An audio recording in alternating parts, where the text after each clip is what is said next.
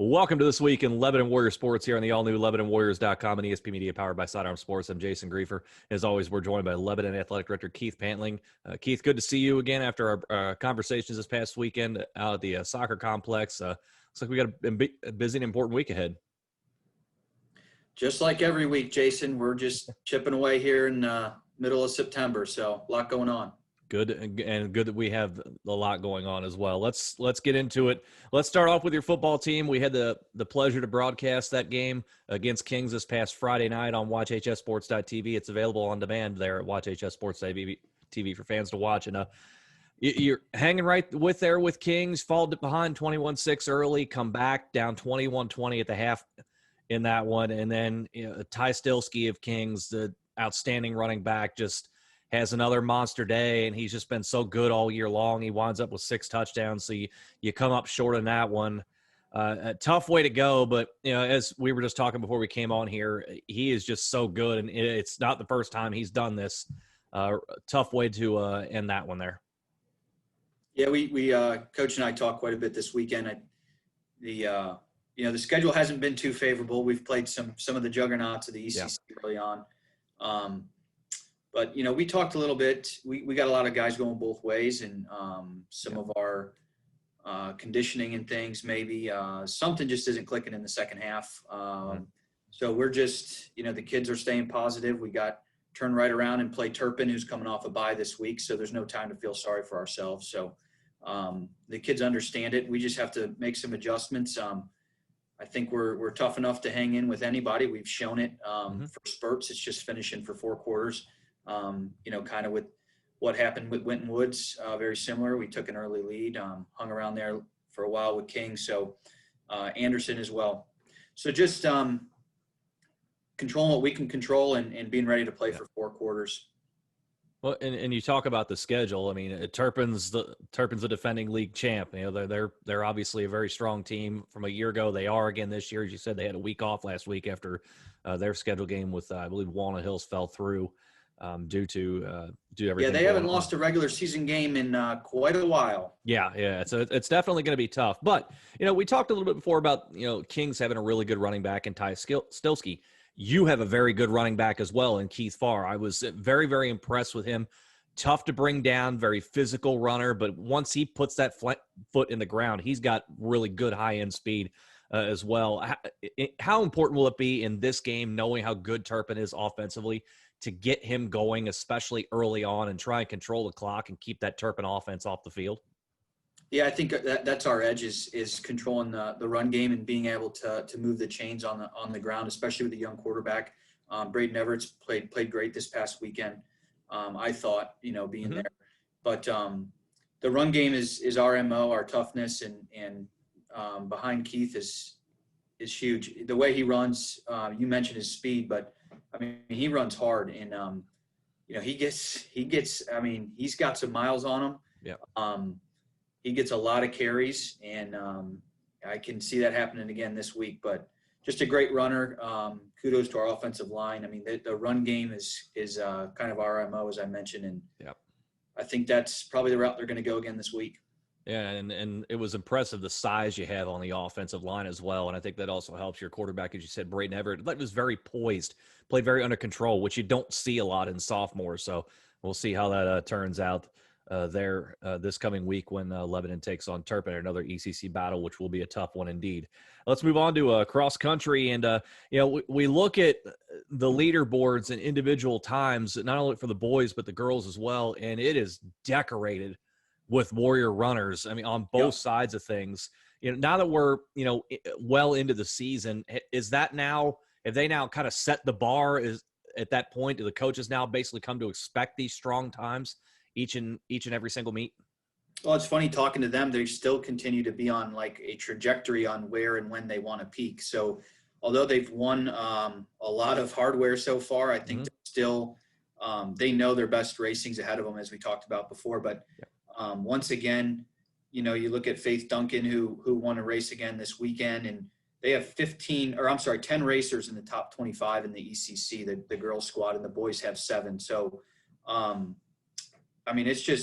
it's phenomenal to watch. They have really high expectations for themselves. when a program's just posting the state rankings and wants to see where they're at, in terms of the state rankings, that they have very high standards and expectations. So it's a great culture within that program.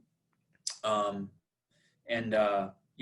schedules end up working out for them, and they're going to keep trying to, move on that right trajectory as we head towards the postseason. When you see results coming in like this for both the girls and the boys, do you get the sense that maybe these two teams feed off of one another? The boys look at the girls and say, hey, they posted, 5 runners in the top 20 or whatever the case may be. We can go do that as well. And there's that kind of maybe a little bit of a friendly competition back and forth, but it also pushes them to do even better. Yeah, 100%. They're a great group. They're one team in my mind. They're one team. They practice together. They do everything together. So even though the results come in that way, they're pushing each other and cheering for each other every day.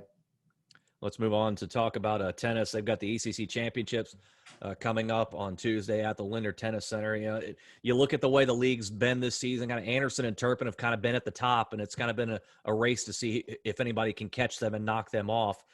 Your program included. Where do you feel like your players feel their respective games are heading into this ECC championships, and perhaps heading into potential singles or doubles matches with players from Anderson and Turpin? Well, I think overall they're excited to be going to play at the Linder Center tomorrow. That place is awesome. I think it's a really cool experience, and kudos to I think it was Tyler Miller over at Kings who kind of put this together. But I think it's going to be an awesome event, and the kids are just really excited to get there. They'll give it their all, and I think some of them have higher expectations than others. It's kind of one of those sports that, some people play year-round and all the time and very competitively, and others play kind of more as an activity. And the stick kind of is put down, the racket's put down at the end of the season and not picked up till next year. So there's kind of a wide range at different schools, but I think overall they're just looking forward to the experience tomorrow.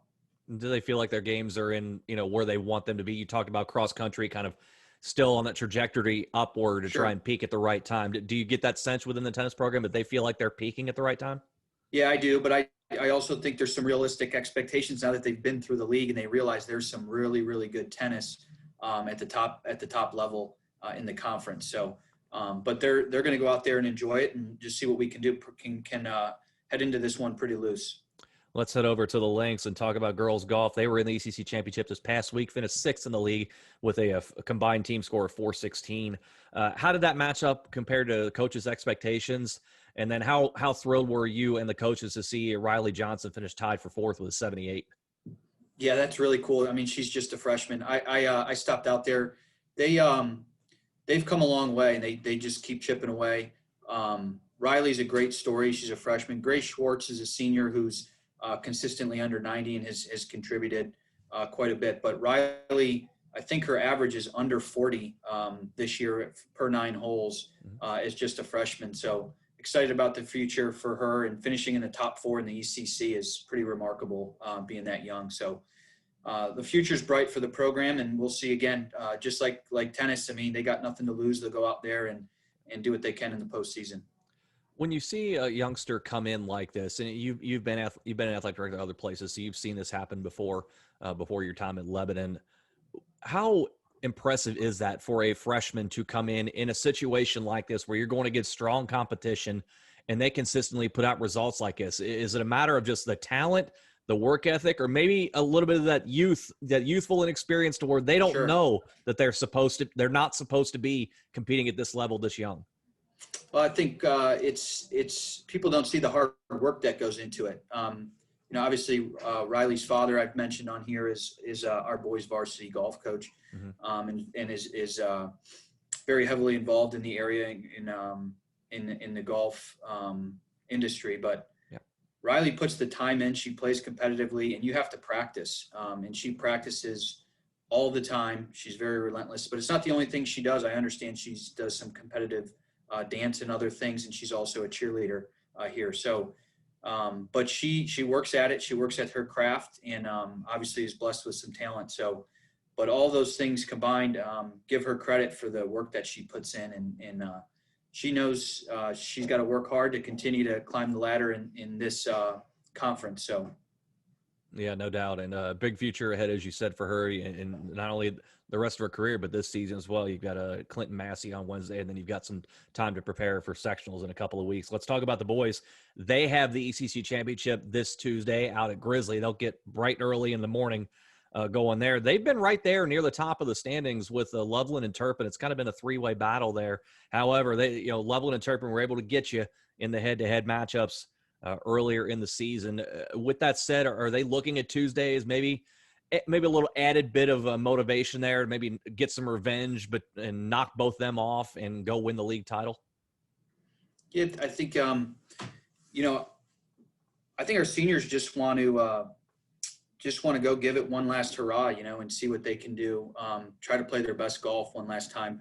Bryce Lambert and Joey Dennis have had a great year. I went out there and saw them on Tuesday in their senior day match, and they're just enjoying golf right now, and that's what it's all about. So I'm looking forward to watching them tomorrow, especially.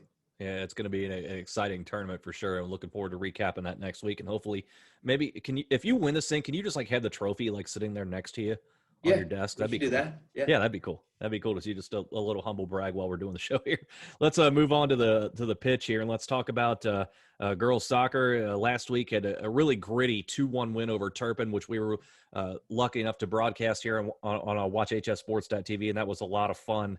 And we certainly appreciate the wonderful hospitality you and your staff provided to us out there. But now they're back into ECC play this coming Tuesday. They're going to take on Milford there. We're kind of at the halfway point of the season. The way you look, the way things are shaking out right now, 4-3-1 overall and 2-1 in the ECC. And seeing where this is at, and in talking to Coach Edmonds, where do you feel like, and where does she feel like this team is at the midway point, and how much room does she feel like there is for growth heading into the second half of the year? I think they know they're at a kind of a pivotal point here, kind of that fork in the road where this can go one way or the other. We can get behind, so to speak, and under 500, or we can capitalize and kind of get back on the right side of things. But they're going to continue to fight hard. I think the schedule, as we mentioned, across the board, when you're in the ECC, things don't get easy in any sport. Yeah. There's no easy stretch. I mean, this is a deep conference across the board. So to turn around and go to Milford tomorrow is no easy task. So they're just going to keep grinding. They have a great group of seniors, a great group of senior leaders, just a great group of girls across the board. And I mean, they're a gritty group, and they're not going to back down. They're going to keep fighting regardless of their record or regardless of what their last result was. So I look forward to continuing to follow them into the postseason. Yeah, it was as you said, a really gritty group, and we were able to broadcast that game, as you said, against Turpin, and that was to a T how that match turned out, and that style of play is obviously done well for them thus far, but as you said, still a long way to go. Boys on the other side, they got a couple out of conference games. We saw also on WatchHSports.tv the thriller against Princeton on Saturday. You're able to draw a tie off of a crazy sequence at the end where a penalty kick was saved, but the keeper comes off the line. You retry it, it hits the post, and then Ilya Whitaker scores his first goal to tie the game with about 90 seconds to go. So it's about as exciting as you can get. We're going to be back there tonight broadcasting the game, taking on Archbishop Alter. So that'll be a fun one at 7 o'clock there. It's a similar kind of thing with the girls as to the boys. Kind of at that midway point in the season. Again, a very tough team, and you got some very talented players I was impressed with and seeing it for the first time. How is Coach Janes feeling about his team right now? Right now that we're, you've gotten this Princeton game, which is non-conference, Alter non-conference, but then you're right back into it with Milford a little bit later in the week. Yeah, I think there's just kind of a relentless approach that we have to control what we can control. They went 3 straight games without scoring a goal there, and then we're able to battle back and get this draw on Saturday. But I think they just want to get back on the winning side of things. But if we talked about, the schedule, you got Alter, you have Milford coming up, Wyoming's still on the schedule. I mean, so there's no time to sulk, but I love that attitude that we have across the board, that we're just going to continue to play great teams and measure ourselves. And if it's not a win, obviously, then we have to get back to the drawing board and figure out what we need to do. But there's that sort of that method of continuous improvement that we try to take the approach of is what will end up getting us to improve our programs and bring postseason success in the future. So I think just you don't have a lot of time to recover. You take that draw, you turn around, you play alter. So get the boys back together, get them to rally. You have a little extra motivation being senior night tonight, and try to get the win. And then you got to go right on, again and play here later this week. So there's just it's moving fast. It's moving fast this time of year. So Sure. just getting on the same page and staying motivated.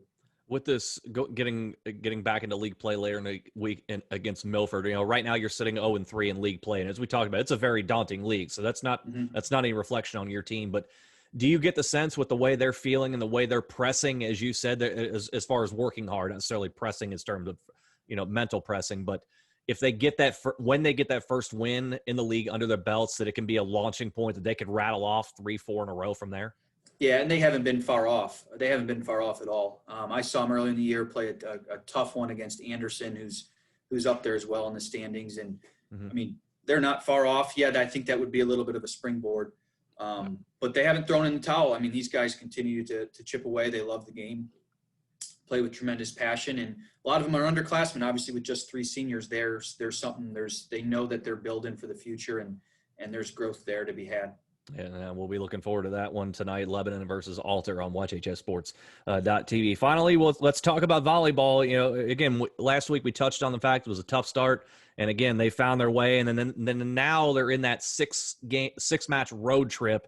Yep. Well, you've won the first 4, all 4 of them be a 3-set sweeps, so you're getting the momentum on your side. Things are going the right way, and now you've got a monster one coming up tonight. You're Huge undefeated. one. Yep. Yeah, you're undefeated at 8-0. Turpin is right behind you at 7-1.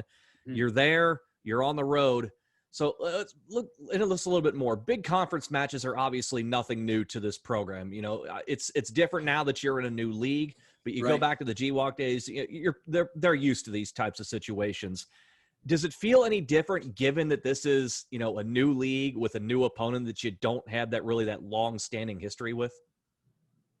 I think so, but as coach has mentioned to me several times after we opened the year up, beating Turpin, who won it last year, that we kind of put a target on our back right away. That Lebanon's coming in here and they're pretty darn good at volleyball. So we've been through one round, if you will, of playing everybody, and this starts the second one.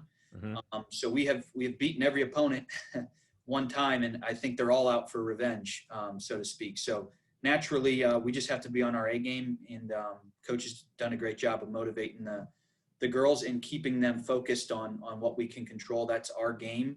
I think it helps both sides, though, that they've seen each other play once. So I wouldn't necessarily say that that's a negative. I just think they know that the target's on their back, and they're going to get each opponent's A game when they go back through the schedule.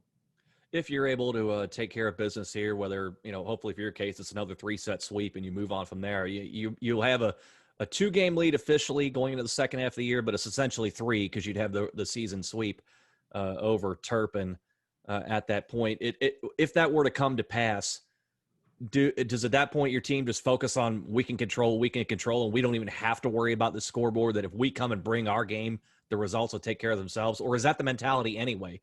Control what we can control. They have more of a lunchbox. They have more of a lunch pail mentality. I mean, they're working every day to be the best that they can be.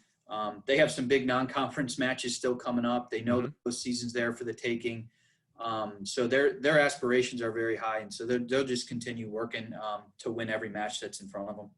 Yeah, three matches this week, as we said. Turpin tonight, Winton Woods tomorrow, and then Anderson a little bit later on in the week. And as you said, non-conference matches with Mason at the end of the month, and then Ursuline and CHCA, that's still to go later on in the year. So a lot of things happening there. They're rolling. They've got it going, and we definitely be checking on those results.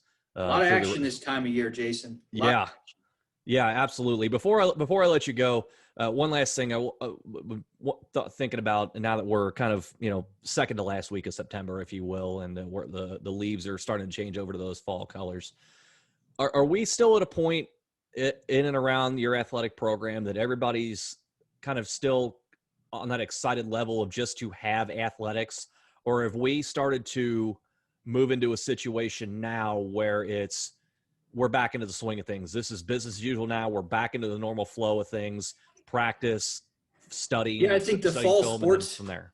Yeah, the fall sports feel that way, but there's a whole nother group of sports that are coming up that want some answers about, we're kind of hitting that window where they're like, hey, looks like we're starting on time here. So we're talking now, facility scheduling for the winter sports and how we do gymnasiums and cleaning of those and sanitizing and where we're putting what's going on with wrestling. Are we doing triple headers for basketball, and do we have to space out in between games? Are we trying to use the auxiliary gym? So all those types of things happening now as we look forward to the winter. So, and then you have some programs that are off-site in the winter. So you have your bowlings and you have your relationships with your local swimming pool. We use the YMCA here. That's awesome to work with.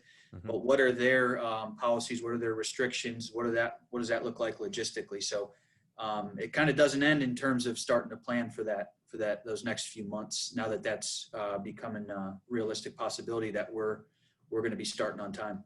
Is it your expectation at this juncture that you will start the winter season on time? Yeah, absolutely. And that's what we like to hear. As now that fall sports underway, winter sports, let's keep on going here. This has been a great conversation, great week for Lebanon athletics. And again, I'm looking forward to being out there to call a boys soccer game tonight, Lebanon versus Alter. Keith, great catching up again with you. You too. I just want to give a shout out to the seventh grade football team is 3-0 in the ECC. They're doing great work, and got to give some kudos to our lower levels. So congrats, guys. Absolutely. Good start for them. Another good show here today. That is Athletic Director Keith Pantling of Lebanon High School joining us for This Week in Lebanon Warriors Sports here on the all-new LebanonWarriors.com and ESP Media powered by Sidearm Sports.